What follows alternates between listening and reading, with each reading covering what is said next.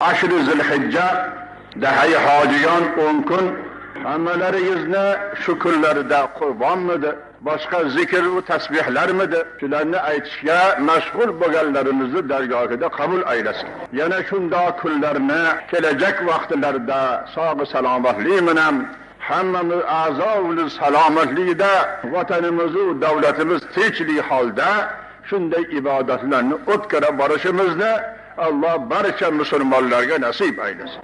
Qur'oni Karimda Alloh taolo bu muborak 10 kunlikni bir necha oyatlarda bayon qilgan.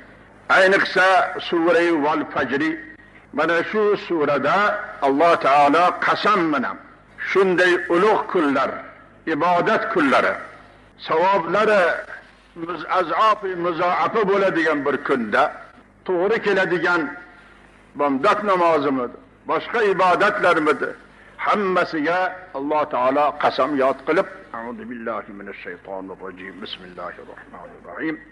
Val fajri va layalin ashrin vash shaf'i val watri val layli idha yasri hal fi zalika qasamul ladhi hijr.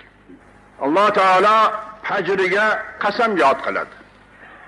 Fajr mana shu subhi sodiq. O qaysi kunidagi subhi sodiqligi to'g'risida sahoba ikromlardan bir qancha ixtiloflar bo'lib, shu so'zlarning ichida eng asahhi debdilar Ibn Kasir o'zlarining tafsirlarida fajrdan murod mana shu 10 kunlik 10 kun dahani avvalidagi namozi bomdodni Alloh taolo yod qildi.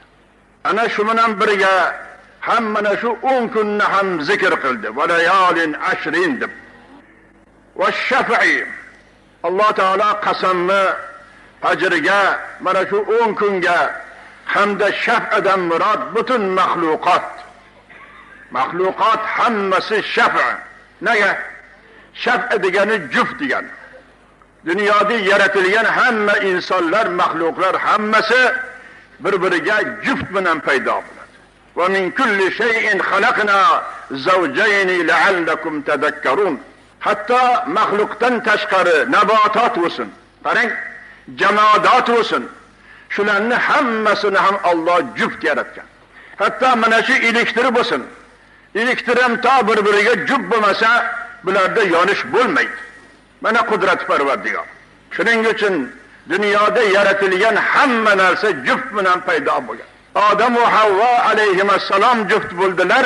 Mana shu sabab bilan biz insonlar tarqadik. Shuning uchun shaf'dan murod asah rivoyatga qaraganda Alloh taoloning jami'i mahluqlarni hammasini Alloh taolo qasam bilan aytadi. Vatr endi vitr ma'nosida. Vitr degani toq degani. Toq kim deydi? Toq yolg'iz Allohning o'zi. Asla uni shariki yo'q, bolasi yo'q, zaifasi yo'q, bironta yordamchisi yo'q, bironta odamga maslahat qilishligi yo'q. Shunday yolg'iz bo'lgan Parvardigorning o'ziga qasamyod qiladi. Vallayli idha yasri. Avvalida mana kunni, nahorni, bahorni paydo bo'lishini Alloh taolo bayon qilgan bo'lsa, keyingisida kechani bayon qiladi.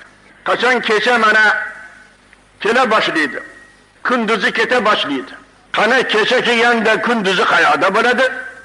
Kunduzi kelganda kecha qayda bo'ladi? Mana qudrat Parvardigor sizman bizlarni olamni hammasini insonlar uchun musaxxar qilgan Parvardigor kechani ham yaratdi, kunduzini ham yaratdi. Boshqa oyatda Alloh taolo aytadi. Agar deydi, butun kechaga aylantirsam, sizlarga kunduzini kim ketaradi deydi. Hamma yo'ni kunduzga aylantirsam, kechani kim ketaradi sizlarga deydi.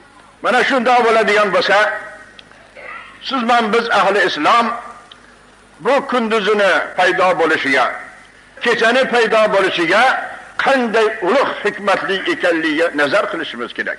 Vaqtilofil layli va nahar deb bir necha oyatlarda Alloh taolo aytadi.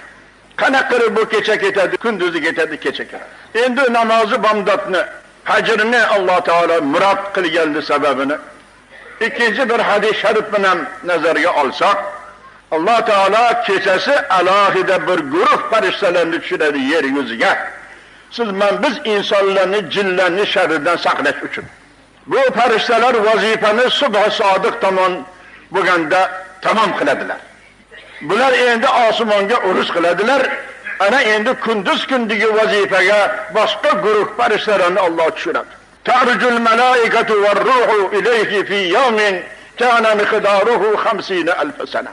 Qaraysiz, men bizni o'zini rahmati bilan, mehribonlik bilan saqlanishimiz uchun osmondan tushadigan farishtalar mana kechasi kelsalar, o'sha kechasi kelganlarda 50 000 yilni o'tkazgan bo'lar ekanlar siz men bizni kunimizda. Mana qudratga qarang. Agar kunduz kundi keladiganlar bo'lsalar, ular ham 50000 sana 50 000 yilni o'tkazgan holatda kelar ekanlar. O siz men bizga kunduzi, kechasi.